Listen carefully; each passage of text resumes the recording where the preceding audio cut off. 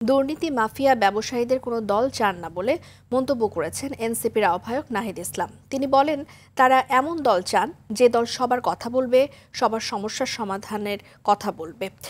রোববার বিকেলে ঝালকাঠিতে জুলাই পদযাত্রা কর্মসূচিতে শহরের কাপুরিয়াপট্টি এলাকায় পথসভায় তিনি এসব কথা বলেন। তিনি আরও বলেন, বাংলাদেশের ছাত্র জনতা রাজপথে নেমেছে, রক্ত দিয়েছে, আবারও রাজপথে নামতে প্রস্তুত রয়েছে, কিন্তু তারা বারবার রাজপথে নামতে চান না।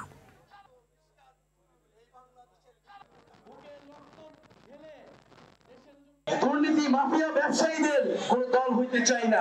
বাংলাদেশের ছাত্র জনতা রাজপথে নেমেছে, রক্ত দিয়েছে, আবারও রাজপথে নামার জন্য প্রস্তুত রয়েছে।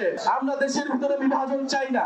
মতপার্থক্য থাকবে, প্রতিদ্বন্দ্বিতা থাকবে, কিন্তু দেশের স্বার্থে সবাই ঐক্যবদ্ধ হবে, এটাই ছিল আমাদের প্রত্যাশা।